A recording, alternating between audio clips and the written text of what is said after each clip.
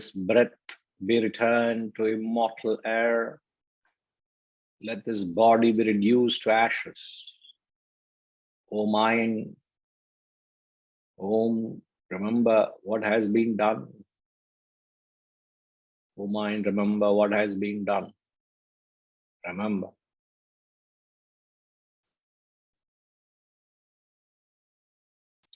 So this mantra dramatizes the parting of his material components. It's just dramatizing. This is at the state of attaining Mahasamadhi, which is physical death. He's actually parting his physical body, where he has total renunciation. He's exhibiting a spirit of total renunciation, where he has no value to the terrestrial world, nor has he got any value to his individuality.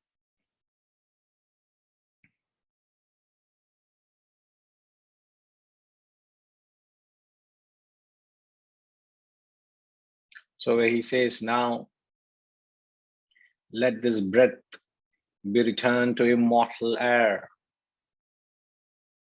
All my life, I've been arrogating it. I've been asserting it as mine.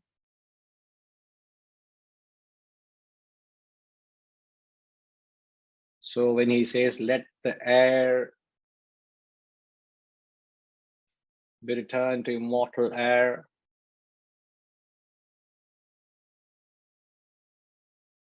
the air refers to the pranamaya kosha. I said this is the will of a self-realized soul at the verge of realization.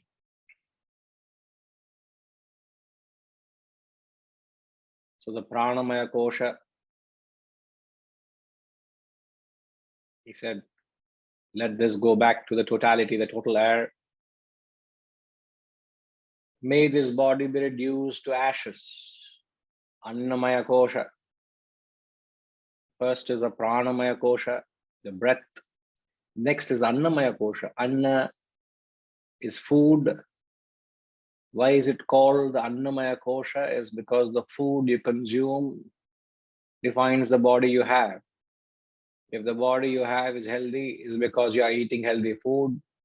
If your body is unhealthy, it's just a sign of the food you consume.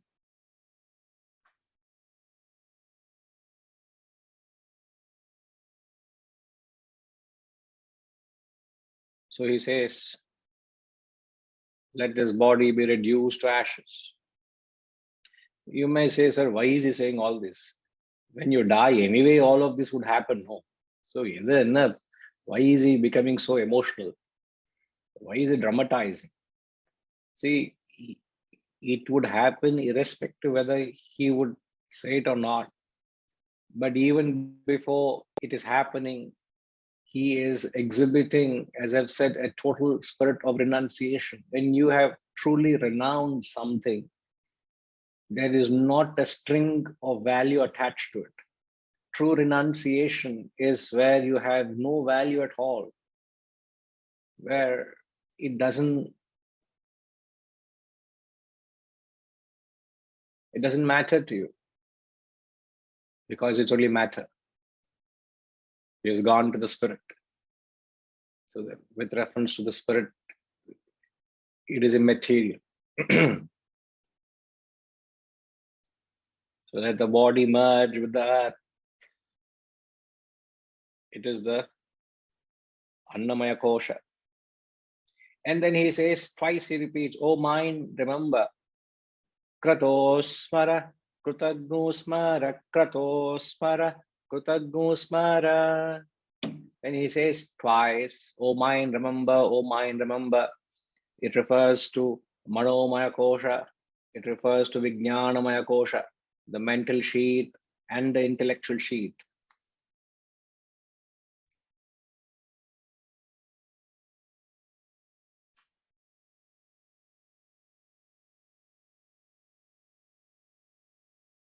And obviously, he does not mention the Anandamaya Kosha. Anandamaya Kosha is the vasanas.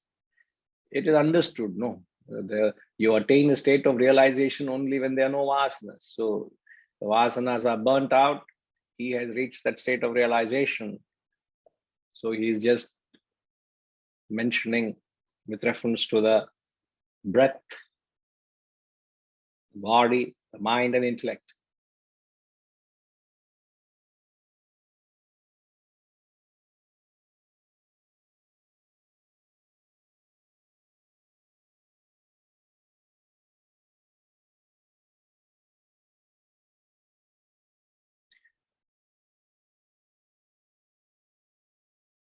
So what is very evident is the lack of value, and where they are and where we are, there is no sense of hypocrisy. Being hypocritical is you assume something which you are not. When you genuinely have reached a state of, when you've genuinely developed a state of vairagya, which is renunciation, as they say, when the flower matures into a fruit, the petals no more hold on to that, to the tree, they fall off. So when you have truly matured the desires, the vasanas, the attachments, and the value you confer to the world automatically drop off. So it really doesn't matter what the world thinks of you. It doesn't matter the world regards you or the world respects you or accepts you. It doesn't matter. Now we have so much concern what the world says. We're swayed by what the world says, what the world reacts. So one who has reached that state of realization truly transcends. So this is the will of what is the state of his mind at the point where he's approaching his physical death. So he feels so disgusted with his own equipments that I've been arrogating all my life, that I don't want to arrogate any further. So let it go. It's like when you have been holding on something for too long, you say, I have no interest in it. I want to give it away, isn't it? You get a sense of disgust. So he's developed that sense of utter disinterest. So it's only the attitude that you got to gather from this verse, this mantra, apart from the subtle concept of the vasanas, the sanchita, prarabdha, agami vasanas that we have discussed much in detail. That just gives you the backdrop of what is the state of a life of a self-realized person. The rest is pure attitude. What's the bhavana? You almost feel so. When you even utter the word bhavana, actually you melt away. You just feel so softened. So imagine a person who performs his actions is utter bhavana. Means total bhavana means very pure, innate feeling, an innate attunement to certain things is bhavana. So you see a lot of bhavana in this, a lot of very in-depth feeling. And it's important for us to relate to that feeling. The content is a matter of consequence, but the feeling is what you got to relate to. All right.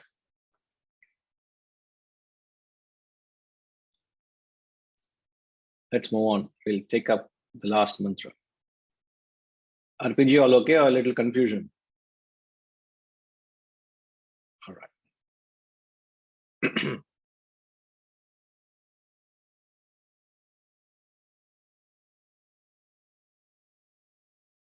Agnenaya supatha araye asman vishwani deva vayunani vidvan yuyodhyasmajjuhuranameno bhuyishtham tenama uktim vidhema.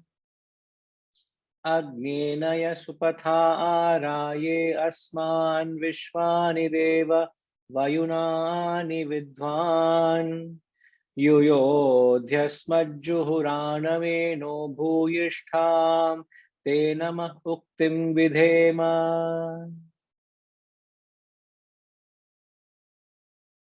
Agni, O fire god, O Lord, Deva, knowing all deeds, lead us by the good path of wealth. Supatha, Supatha means the good path.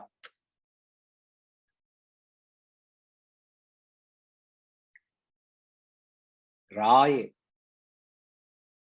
the good path to wealth, of wealth. Remove the crooked attraction of sin from us.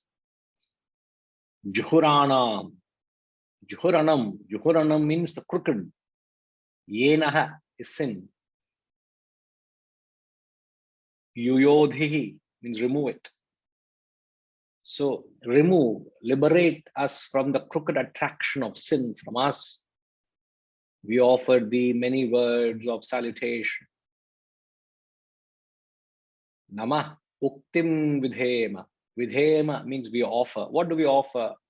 Many words of salutation. Te namah, thee, to thou. Te namah uktim vidhema. Now, this is the concluding mantra of the text. And it is tradition that the text begins and concludes with one common thing. Do you know what is that?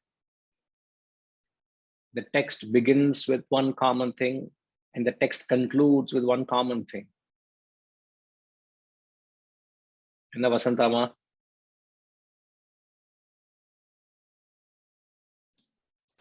Hari Om Guruji. Both the teacher and the student pray together. Absolutely right. The teacher and the taught both pray together.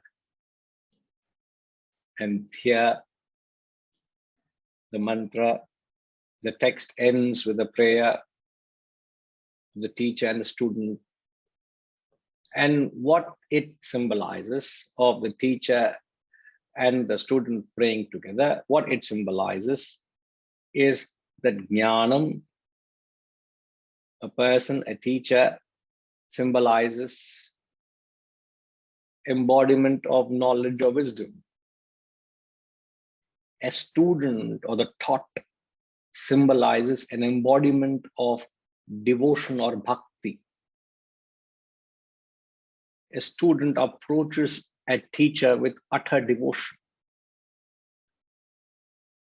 It's quintessential, an essential attribute of a student is to be devoted, to have bhakti. And it's essential that a teacher has knowledge and wisdom. Now, when the teacher and taught pray together, what it conveys is there is bhakti and knowledge are not opposed to each other.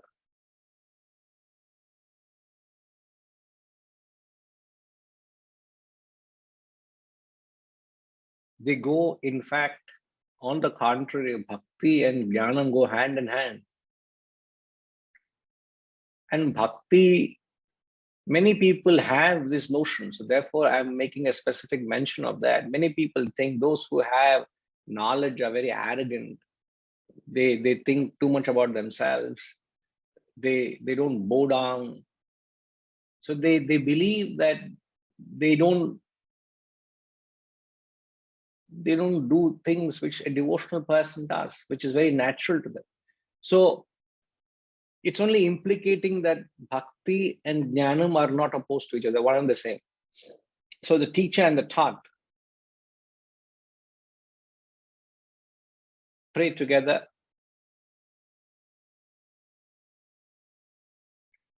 as we see, he says, we offer many words of salutation.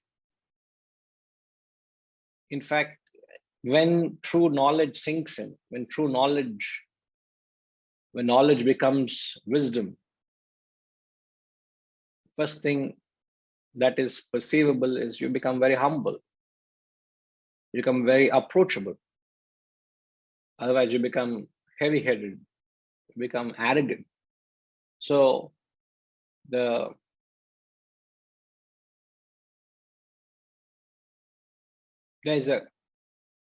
in the concept that we understand, spiritual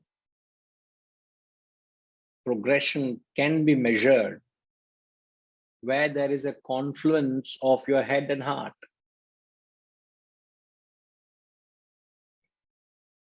Where there is a marriage of your head and heart, where there's a perfect harmony between the head and heart.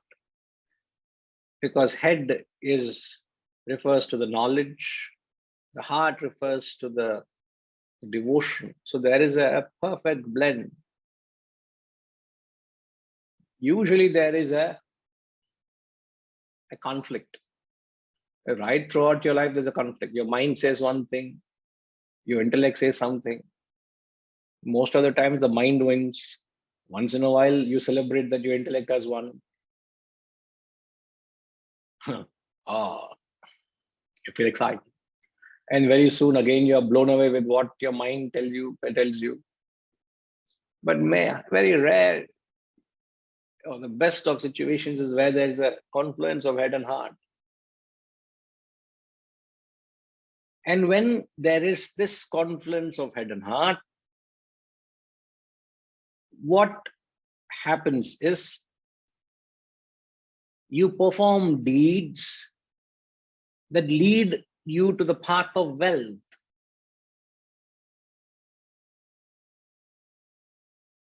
So when you perform actions where there's a confluence, the integration of head and heart, it leads you to the path of wealth. The path of wealth, the term wealth is Raye. The word Raye means wealth. Wealth here refers to spiritual wealth, not your monetary wealth, please.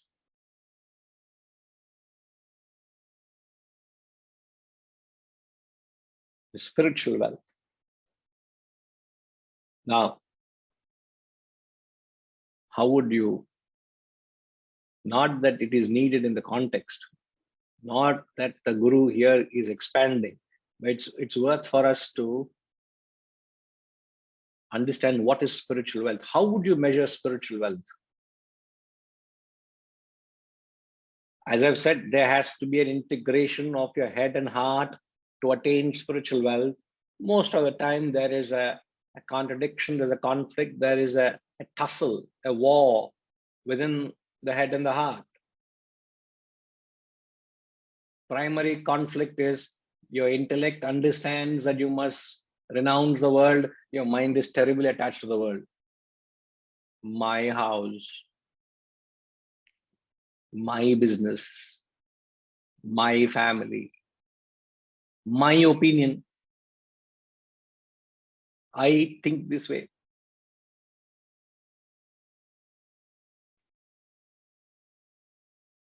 When there is too much of I and my, in the younger days, I so powerfully that I don't know how all of you are certain would have heard this, except Kashish.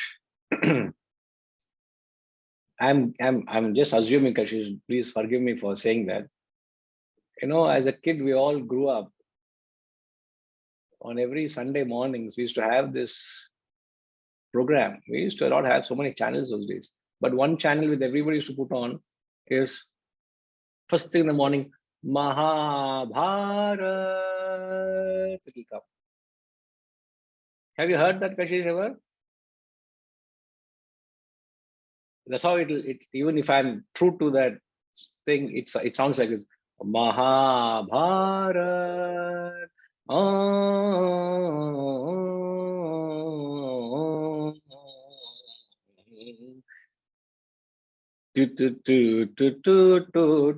Kadha. Have you heard this, Kashish, before? No, Guruji, I haven't heard that specifically. My assessment of you is very correct. Yes.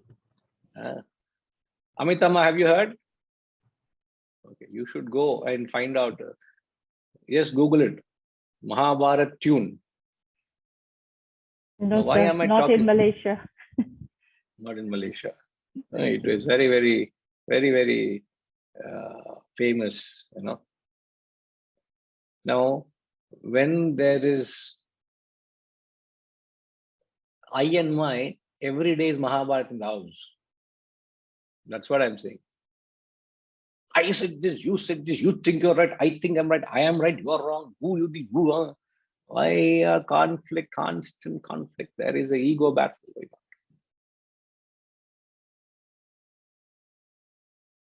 So the question is, spiritual wealth dawns on you only when there is no conflict between the head and heart. You will remember, you will only have conflict with the world when you have conflict within yourself. Remember, this is a thumb rule. When there is a harmony within, you will have harmony outside.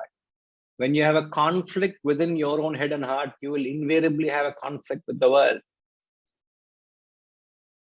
So what leads you to spiritual wealth is an integration of your own head and heart. That leads you to the path of wealth. Now, question is, how do you measure your spiritual wealth?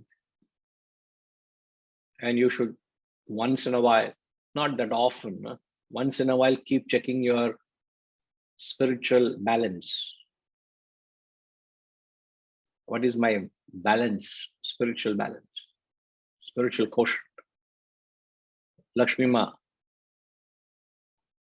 how would you measure? Don't explain, just give me quick, in brief words, 1 or 2 or 3. What is it that could be used as a tool to measure your spiritual wealth? It's it varies, Guruji, from 5 to 6, I guess. I'm not asking what's the percentage. I'm asking what is it that you measure with? What is you? What do you like? You measure your material wealth with your stocks, with your bitcoins, with your gold, with your parcel of lands you have.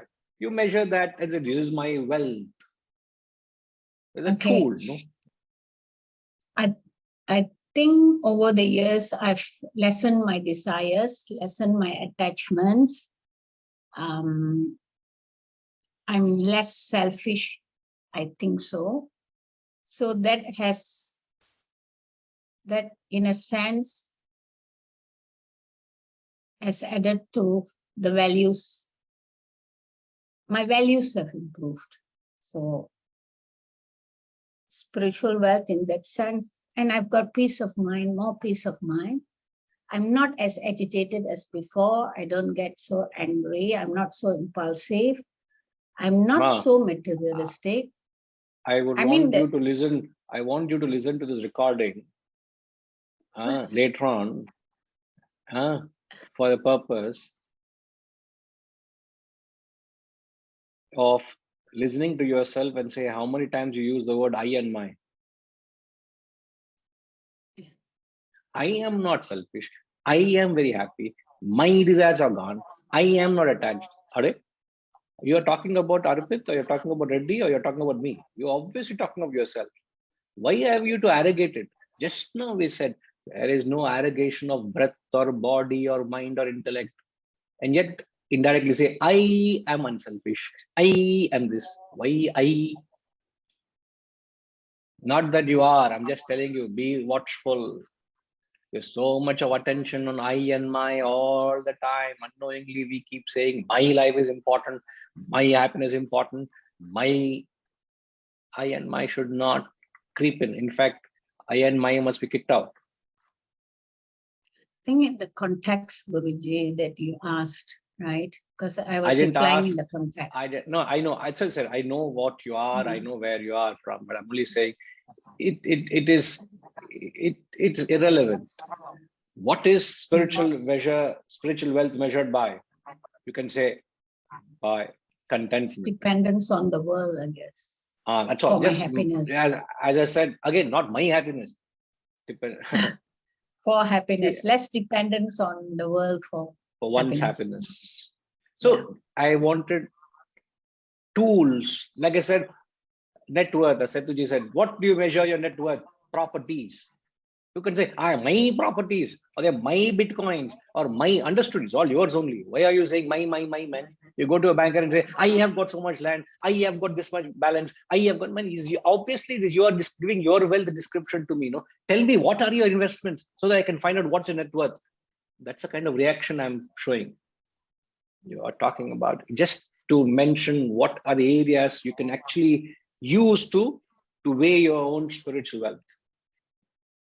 But I'm with you. I'm not trying to be very picky, but unknowingly at times the I and my creeps in. So just watch out. That's all I said. Sometimes I have a loss. Why am I making my loss such a big loss to the world to know? Are you the only person going through losses? Are you the only person suffering? Are you the only person enjoying? Why are you being blown away either by joy or sorrow? Isn't that also being non-spiritual? One is being affected by joy, affected by sorrow. Other is to give your life such an importance. See, when you look at it, the I can be consciously liquidated, disintegrated. No, my loss is nothing compared to the losses people have. My challenge is nothing compared to other challenges people have. So why am I making a heavy weather out of it? I can tell myself, can I not? Others are slogging far more than what I am doing. So what am I complaining? You can always have a perspective like that, can't we? So the I has to be liquidated. So one strong point is one way of measuring your spiritual strength, spiritual wealth is the liquidation of your own I and my, liquidation of your own ego. But you got to be extremely objective to self-evaluate how egoistic one is, how egoistic I am, but be extremely objective to assess oneself. Okay, Lakshmi Ma? Okay. Right. Let me get others' opinions. Not that anybody is right or wrong, but just to hear from you all what your thoughts are. Amitama, how would you measure your spiritual wealth?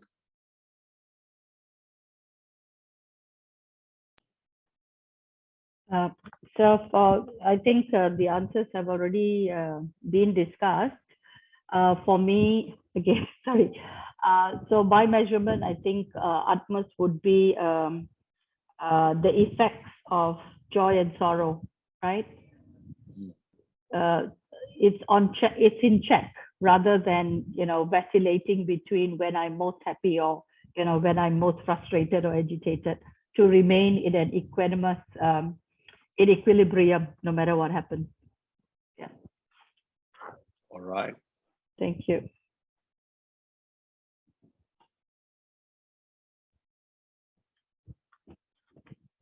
Haresh, what is your concept of spiritual wealth? What comes to my mind is letting go. Letting go of just letting go in general. Don't hold on to too much of everything. Just letting go. Keeping it as minimum as possible and light as possible. Very beautiful. Rajima, in fact, when you capture it, capture different perspectives. It gives a different vibrioric expression of what that spiritual wealth one would think. So very beautifully said, Harish, that the spirit of letting go, the best of things would have happened, the worst of things will happen. You don't hold on to it. You just let them pass, isn't it? Because the world or those moments have gone by. So just to be as light. And when are you light? When is it one would have no baggages? When one is not attached to the world in that perspective, when one there's no attachment, there's an understanding that we have to move to the higher state of our lives, internally speaking.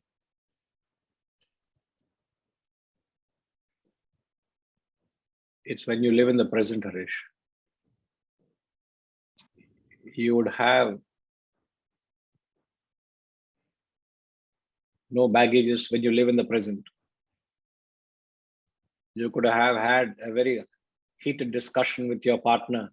Next morning you go, you don't remember anything that's happened. Not that you have got dementia, but because you choose not to brood over the past, you live in the present and move on. It's a fresh life, fresh day. You live in the present, you have no baggages. You think of the past all the time, you're baggaged. Remember, you think of the past, you're a sinner. You think of a future, you're a saint.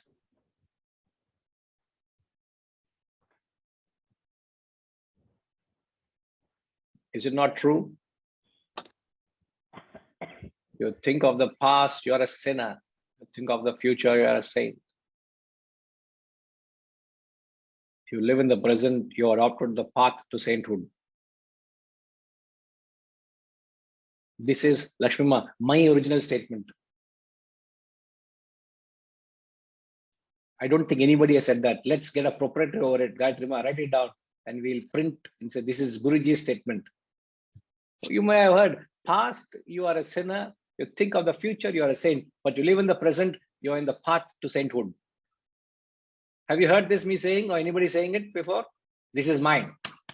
I said it. Arpitji, don't take it up. This is my intellectual property. Yes, Lakshmima. I thought you said we can't say I, mine, and all that. No. Then What now you're happened? claiming. What to do? We have not reached that state. What to do? Long way to go. Got you. Absolutely. So the path. So Harish. So the let go. Have just being.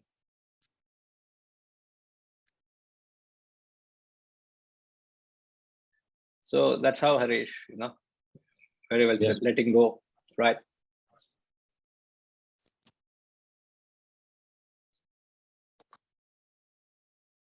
I want to hear from Kashish. How would you measure spiritual wealth, Kashish? Guruji, I think by the service you can provide other people. So how calm and steady and like a rock you can be in times of trouble and sort of anchor those others around you to, like, I guess, be that source of calm and peace where you can. Which I don't do, but I'm just looking at my dad, who's the most spiritual person I know, and he's kind of like that. So when I think of spiritual wealth, I think of that ability to, he anchors me when I'm all anxious and nervous and everything. So I think that's. Just now, your uncle said, let go. I would say, don't let go of that. Harish, she will not let go of the wealth of her dad's wisdom. It's perfectly acceptable, isn't it, Harish? Absolutely acceptable. Very well. Technically now I have two spiritually wealthy fathers because my uncle is also second father. So they both count. Correct. Yeah. But I'm very upset. I am nowhere in the picture. Okay, three, Bala. No. I'll take Yeah. Now I have to, what to do. I'm sorry, Guruji. And I'm not in the mood to take the class anymore. Can we please call it off? No, I tell you, how can you do that to me, Kashish? How can you do that to me? Sorry, Guruji. No. Please Now forgive me. It's too late. Now it's too late. You've already, you stabbed me. You backstabbed me. Now I know the true colors of Kashish. Wonderful, Kashish. That's nice. Yes.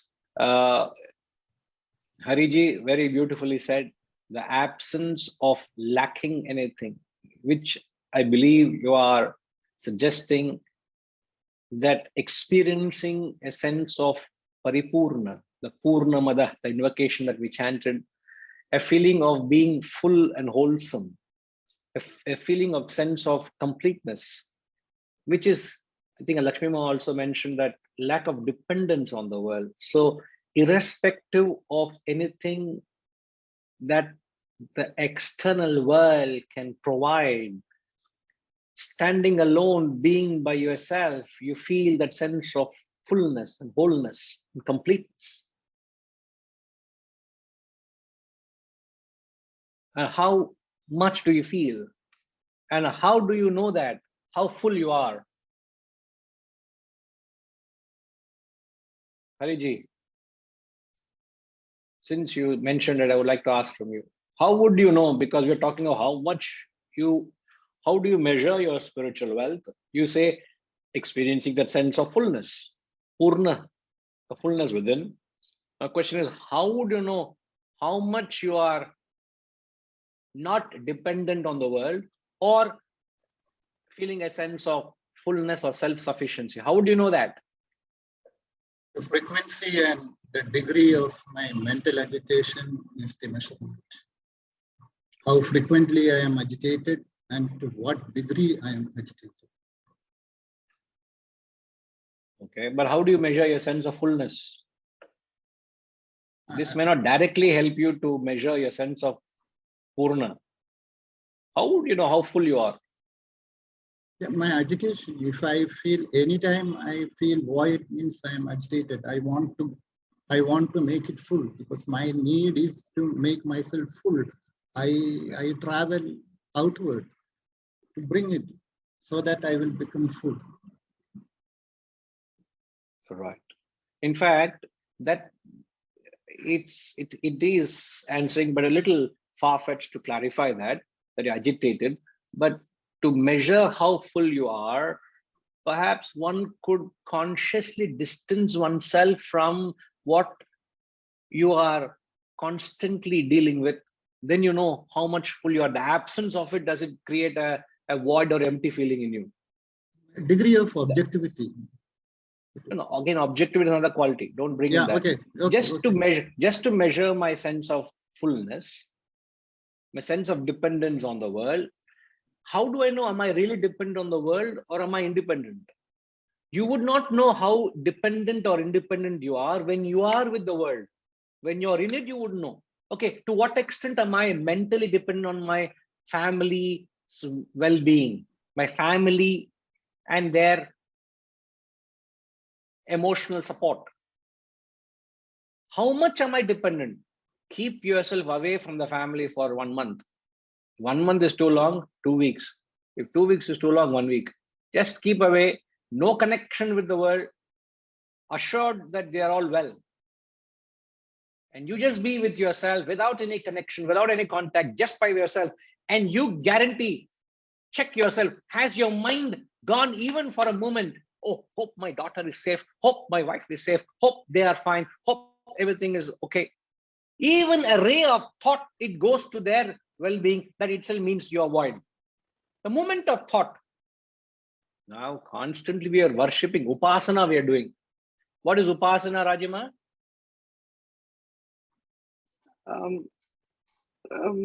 Guruji, sitting close to Upasana. And do what? It should be when you sit so close to something, what does it mean? You are all in love with it. You're worshipping it. You want to become it, isn't it? So Upasana, you sit close to something to worship it. Now we are doing Upasana of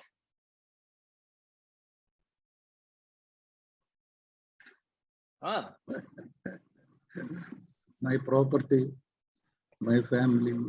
The world, Guruji, in general. The world meaning family, everything. Where is the constant worship of the family?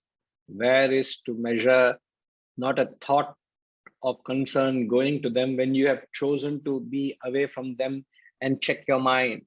a mind which is paripurna. Just like a simple example, that perhaps that will help you understand. After having a sumptuous meal, you had a wide spread in a buffet, you had a very healthy meal. 10 minutes after the meal, would you think of the food?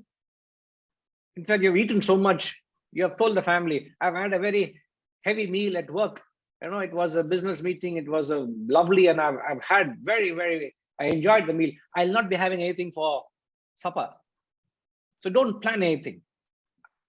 If at all, I will just have a little salad or just a banana. That's all, a little cut fruit, but I'm not having anything for dinner.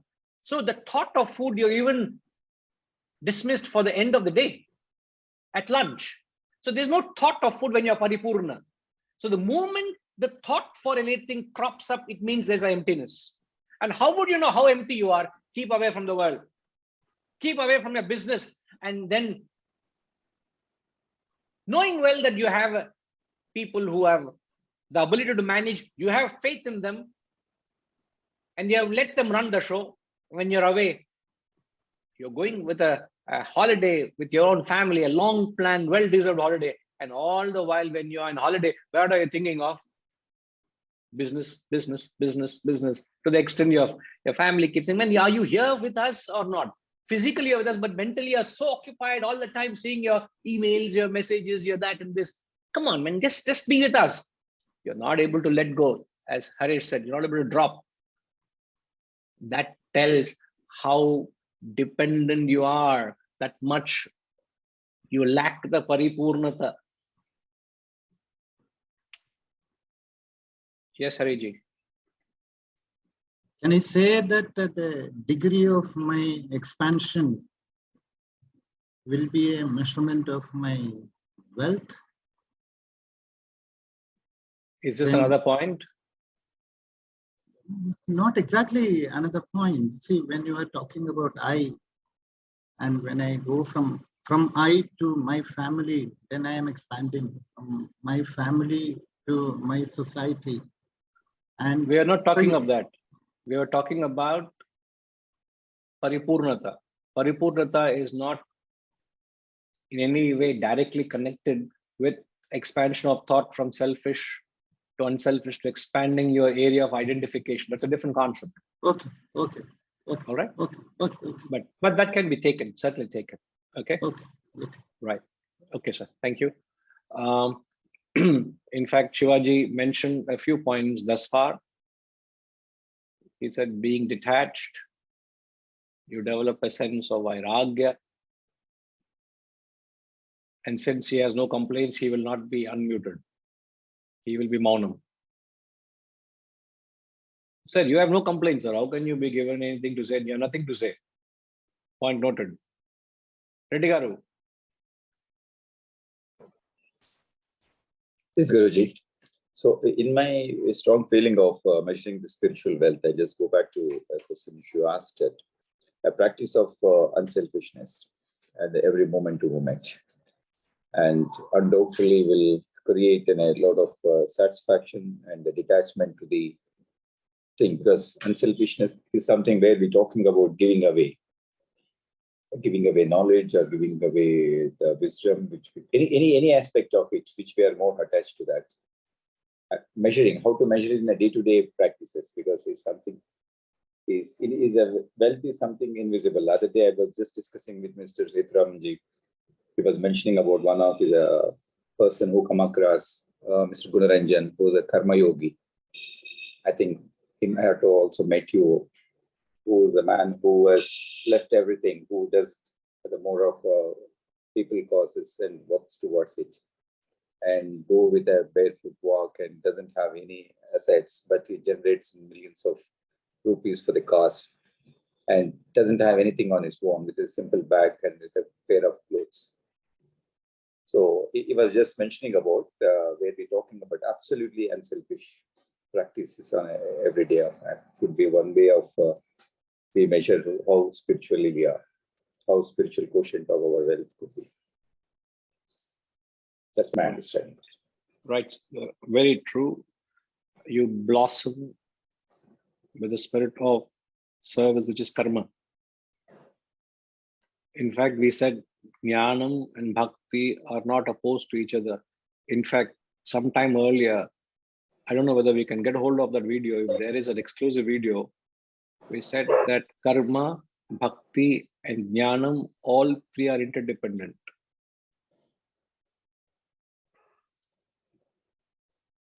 One cannot blossom without the other.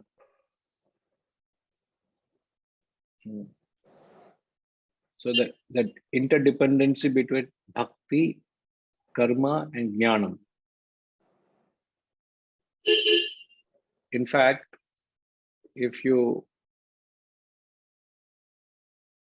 take a quick perspective on that, it's the bhakti that triggers karma, and it's karma that instills jnanam.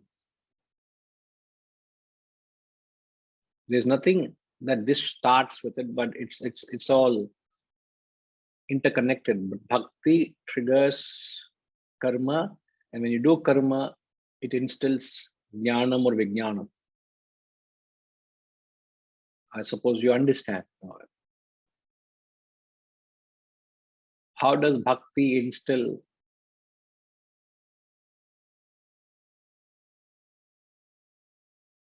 How does bhakti trigger karma? For instance, bhakti triggers karma, and karma instills jnanam. See, bhakti, as we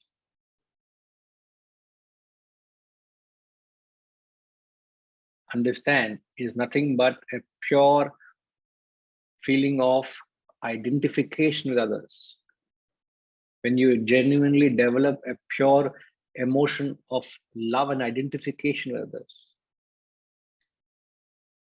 Now, where there is love, RPG, one word answer. Where there is love, what follows?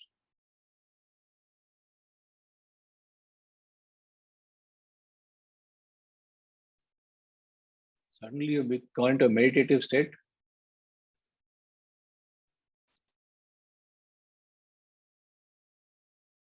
Where there is love,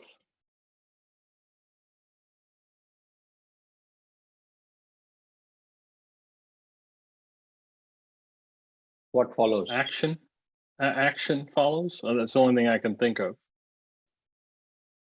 So you're not thinking along with me. What did I say before this?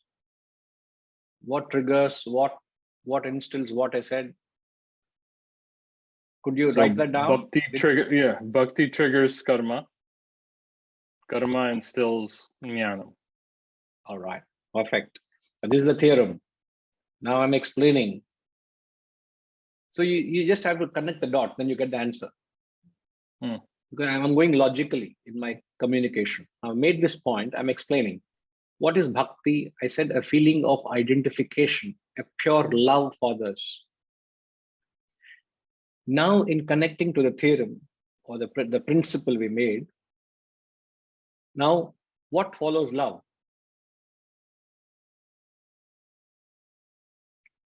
Well, and that's where I'm lost. So if we say that bhakti triggers karma, karma instills jnanam, right? That's the theorem. Yep. So love,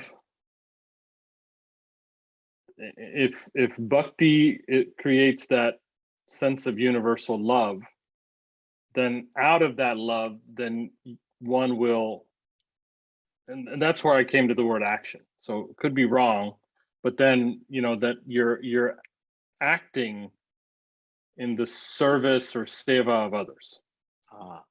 Action. Okay, you meant in that sense. All right. So what blossoms out of that is service and sacrifice. Yes. Karma, action. Perfect. Sorry, I didn't get that. When you say action, I took it in a different way. And I didn't say it clearly, but yeah. So no, because, you know, going back to the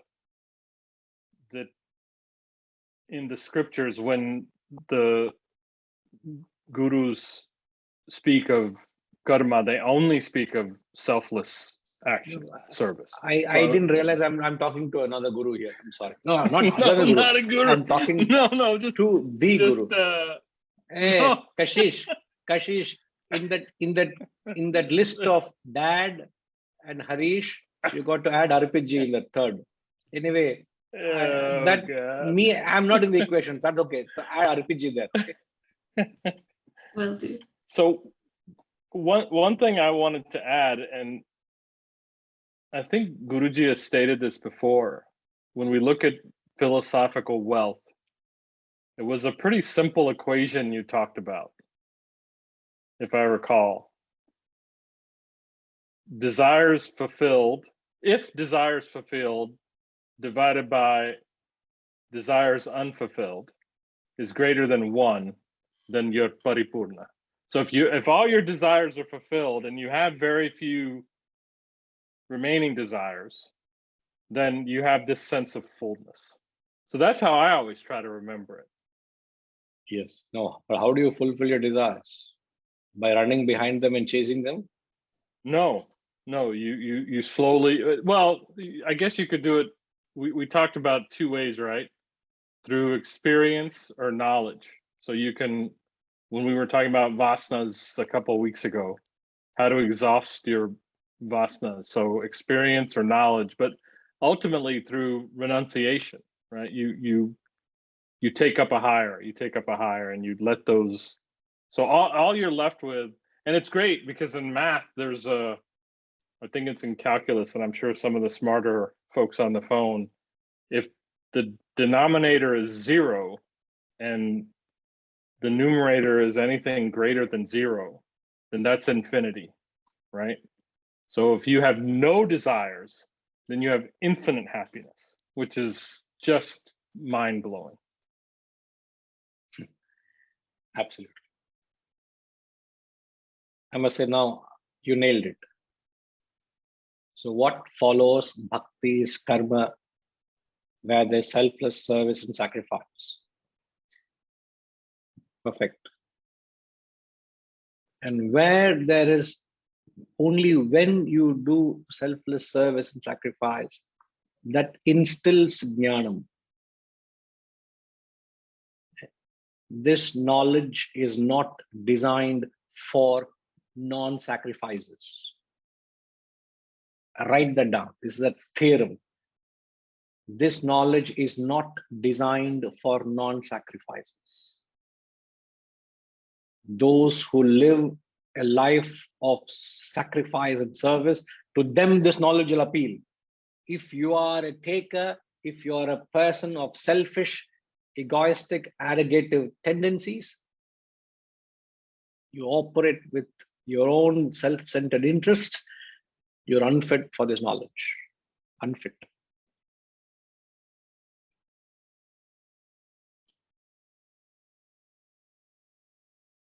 So bhakti triggers service. Service instills jnana.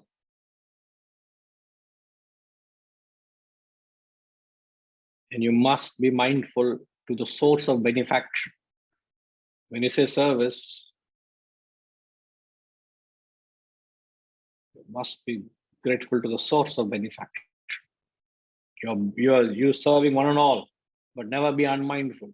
Oh, I'm taking care of the society, but I am not mentioning. But since, just take an example, Guru Ranjanji, I know him personally as well, met a few times. Lovely gentleman, great service is doing. You could be doing human service to society, but let's say his own parents are suffering and struggling. Okay? You must first be grateful to your source of benefaction. Are you sure that your own parents are taken care of, provided for? And then you go beyond it. I don't like them, therefore I don't know where they are. You like them or not is not the point. I must be grateful to them for what they have done. Just serve them. But your home should not be the boundary. Your home should be the center of service, of love. So it springs from the center, not a boundary around it. You get that? All right. So, Setuji.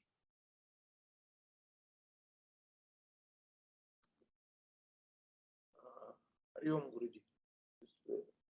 I feel bhakti leads to love, and love instantly leads to compassion. From compassion, we get the feeling of service and sacrifice. Yes. It instantly flows the moment you have love to all beings. Then wherever there is suffering, wherever you feel like getting into that area, this compassion. Very true, sir. Very true. And I must say, Satish is one of the most wealthiest persons I've met.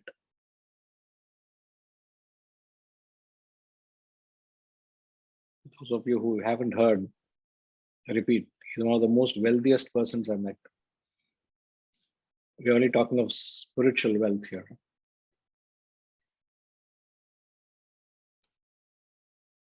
You are blessed, Setuji.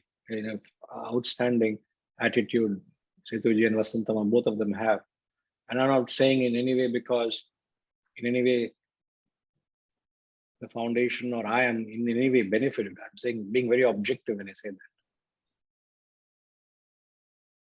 So there again, this is only a line of thought where each of us could take upon so that we can build on these directions to think. Because may this lead us to the path of wealth. And where that happens, when there is integration of head and heart, that's what we said. And also he doesn't take it for granted. He says, remove us from crooked sin. This is contrary to the path of the good. Now, when does one lead or become sinful is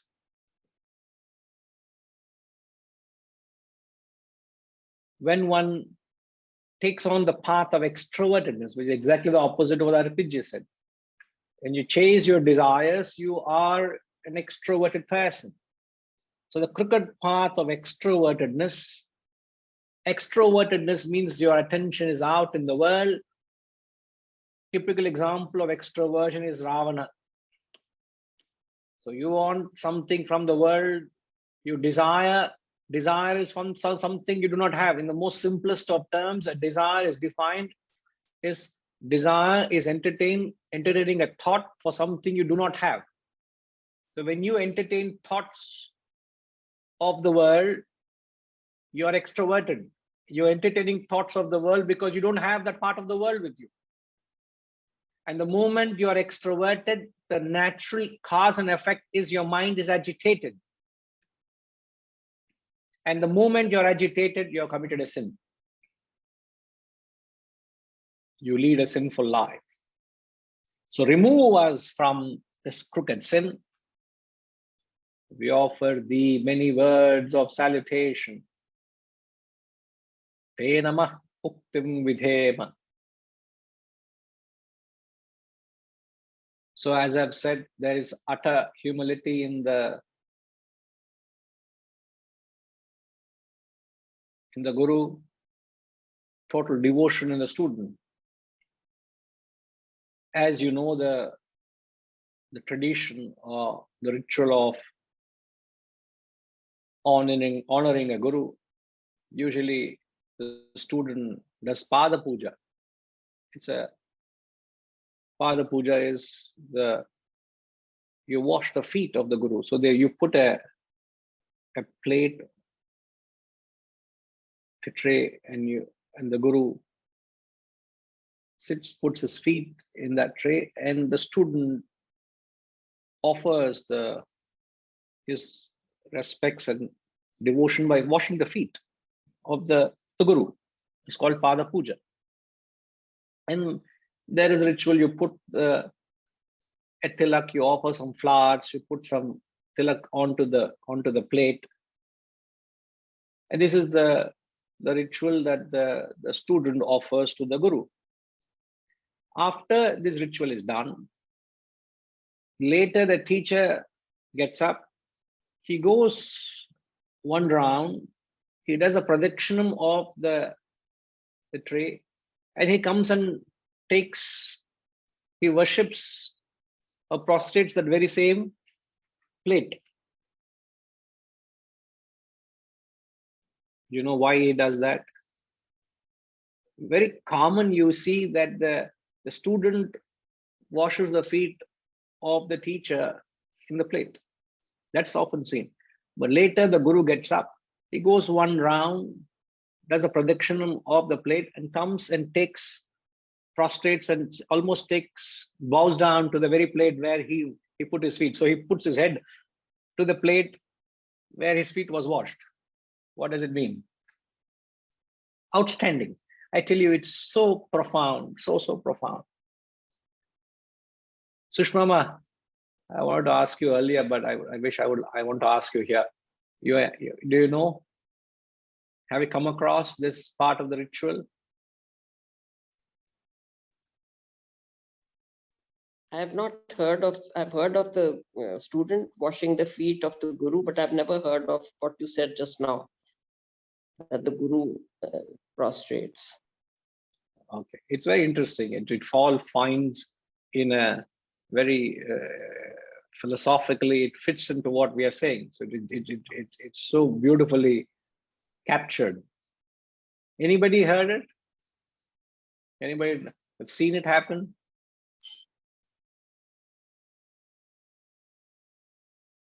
Rajima says Guru Shishya Parampara. Ah, yeah, that is Guru Parampara. So the Guru is prostrating in front of his gurus and gurus and gurus. That is the Parampara. That's one thing. That's one thing. But when the student washes the feet of the Guru, the student is worshipping the self. The student is not worshipping the physicality of the Guru.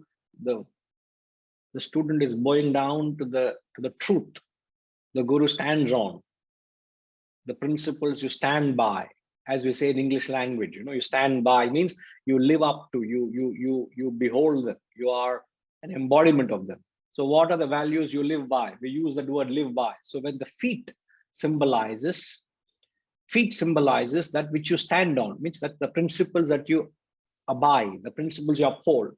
So a true Guru has attained self-realization. So he is the embodiment of truth. So washing the feet of the Guru is worshipping the self the Guru represents. So when the Guru goes round and comes back and worships the plate, he is also bowing down to the truth, the self. So there's no ahankar, there's no arrogance to convey that the teacher is not any more or any less than the student, than the disciple. We are in this journey together. May I help you all. May you help me all. Let us attain the supreme good. That's the chant we do. Ma vidvishavahaihi. May there be no otherness amongst us. We are in this journey together to evolve. So in every possible way, I'm trying to help you evolve. In every possible way, you're trying to help me evolve. It is that journey together. And that's the symbolic representation. We bow down to the wisdom. Yes, Hariji. Wisdom, the Guru stands on.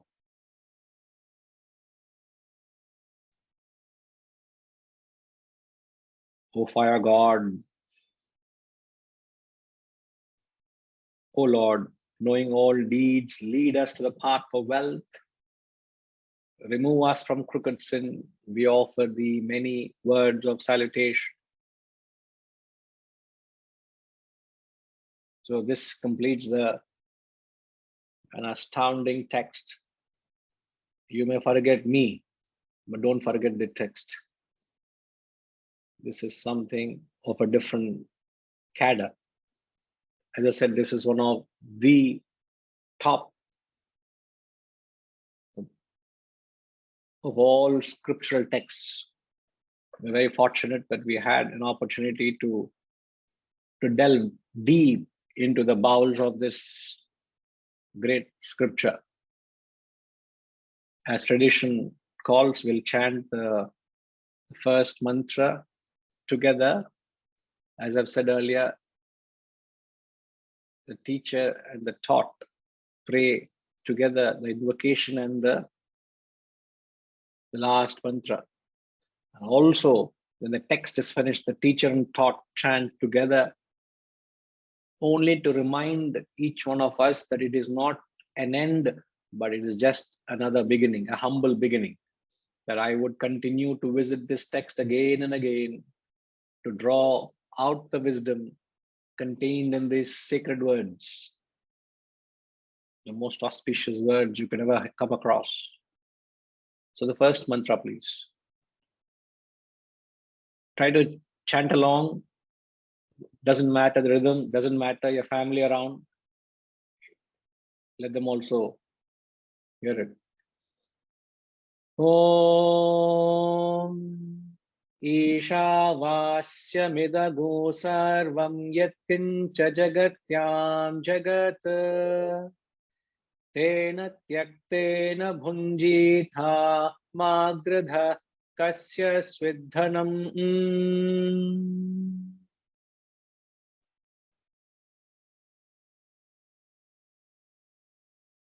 So I along with you all go down to the Guru of the text and the Guru Parampara for having given us this wisdom. We owe it to them.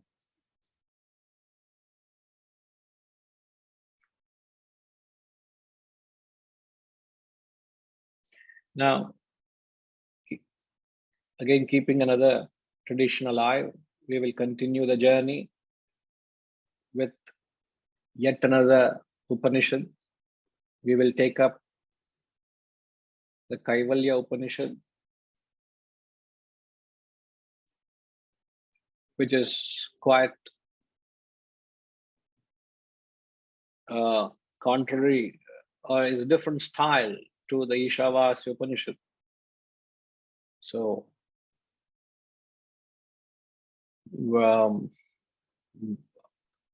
next week, are we having, is it coinciding with anything? It's coinciding with the inauguration, am I right? Okay, right, okay. When you're completely immersed in something, you forget everything. No? I forgot the inauguration also. So, being on the occasion of the inauguration of the Wisdom Institute, the facility, I'm sure you all have been informed.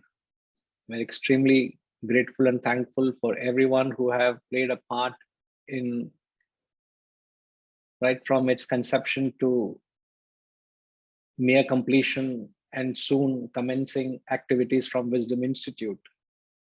It wouldn't have happened without the generous and the wholehearted support. We would be very, very happy to have all of you there, which is on the 9th and the 10th. And those of you who are unable to join, we truly wish you could be a part of that experience. We are putting every effort to ensure that the event is live streamed on the same platform. On Zoom, the credentials will reach you all soon.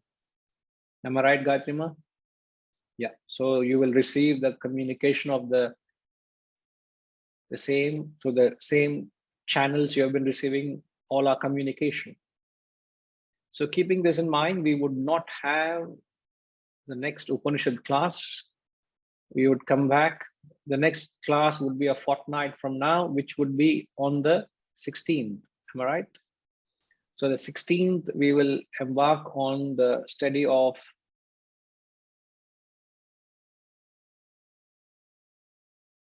Kaivalya Upanishad. And many festive seasons to all those who are celebrating. Happy Ugadi to you all. Okay. Oh.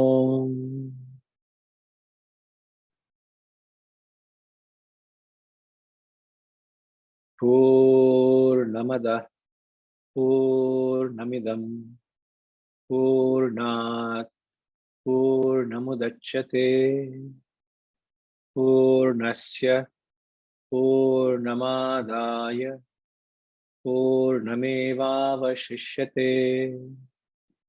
Om Shanti Shanti Shanti. Hari Om.